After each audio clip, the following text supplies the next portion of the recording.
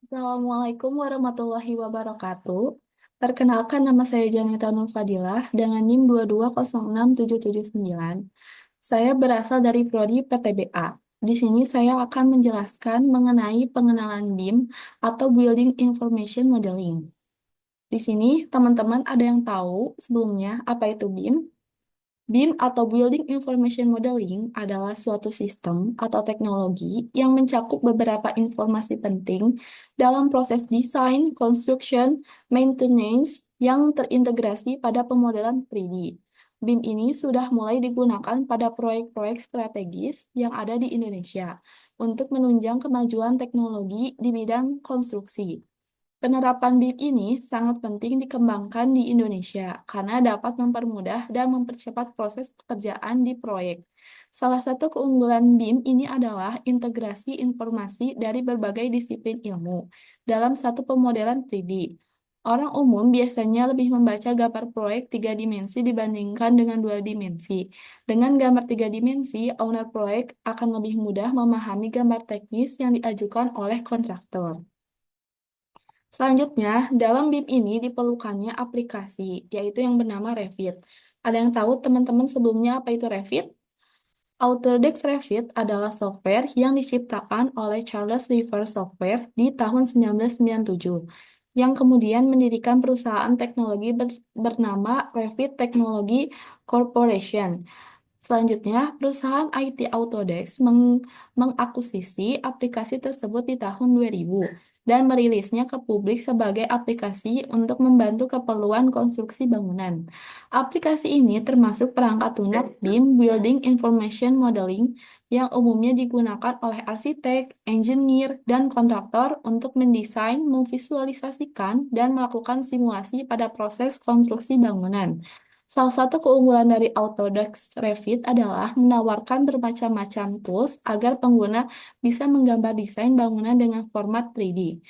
Tidak tidak seperti menggambar di aplikasi desain grafis, pada umumnya gambar desain di Autodesk Revit akan menghasilkan gambar yang sangat akurat, nyata, dan detail. Selain itu, pengguna bisa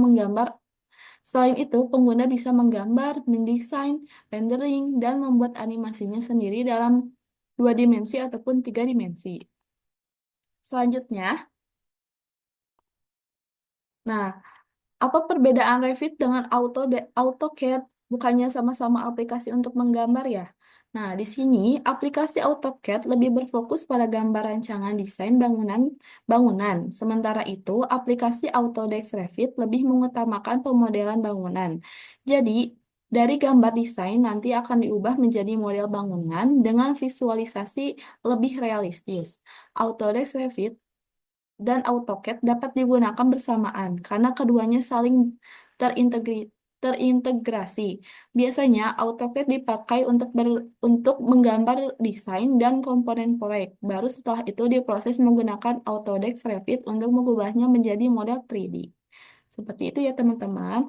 Nah, untuk lebih lanjut kita langsung aja buka aplikasinya ya.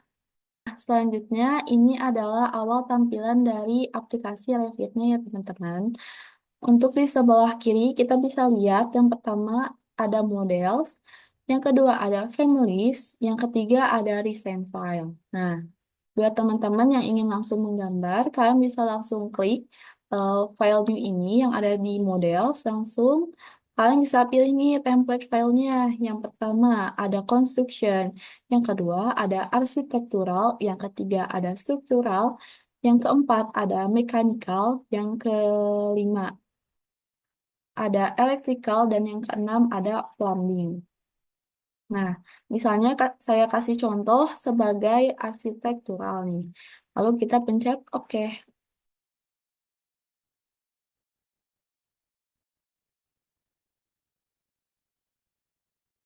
Kita tunggu ya, teman-teman.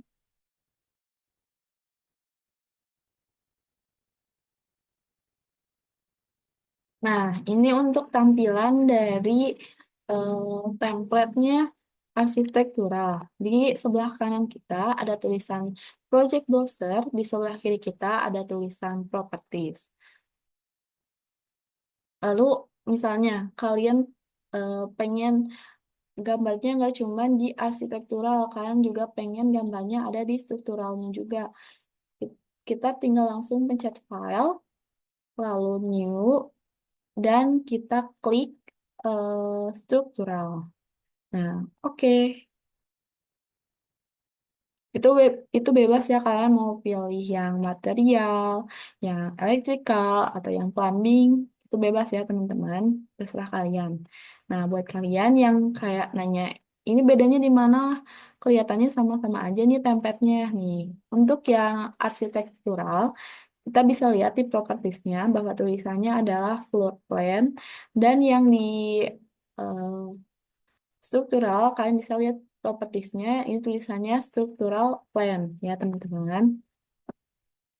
Lalu buat kalian yang eh, pengen buat yang file plumbing atau electrical atau mechanical-nya, tapi kalian nggak ada di file template filenya, hmm, gampang kalian tinggal langsung pencet file, option, file location, dan tambah ini ya teman-teman. Nah, untuk kebetulan template saya tuh sedang bermasalah ya teman-teman. Sebagai contoh, kita bisa langsung ke PPT yang dosen saya bagikan.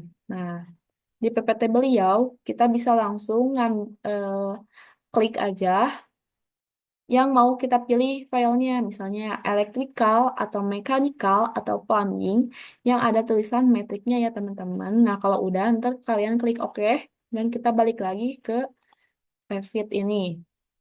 Nanti langsung langsung masuk ke filenya, file template file ini ya teman-teman, langsung kayak gini. Oke, kalau udah kayak gini, buat kalian yang nanti suatu saat eh, nggak sengaja kehapus properties ini dan project browser ini, kalian bisa langsung ke view. Lalu kalian pencet user interface. Nah, kalian klik aja project browsernya dan kalian klik juga propertiesnya. Seperti ini ya, teman-teman. Lalu, buat kalian yang kayak pengen tahu nih, bedanya di mana lagi selain struktural dan arsitek arsitektural, kalian bisa langsung klik lagi. Misalnya kita kasih contoh mekanikalnya nih. Kita pencet.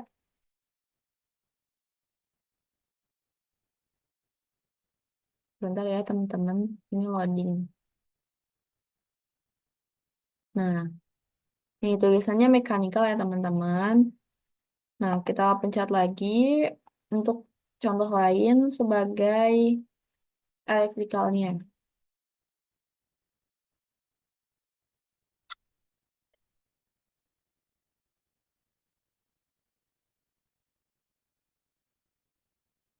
Lalu template file yang plumbingnya ya.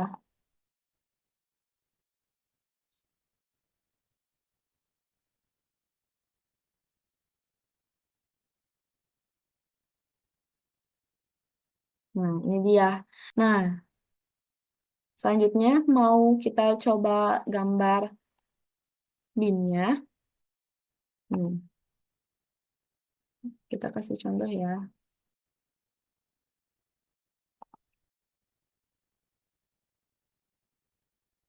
Nah, bisa langsung kelihatan ya teman-teman untuk ukurannya itu 305 kali 16 kali 165 dikali 40. Nah, ini langsung auto langsung kelihatan ya teman-teman ukurannya. Kayak gitu ya teman-teman.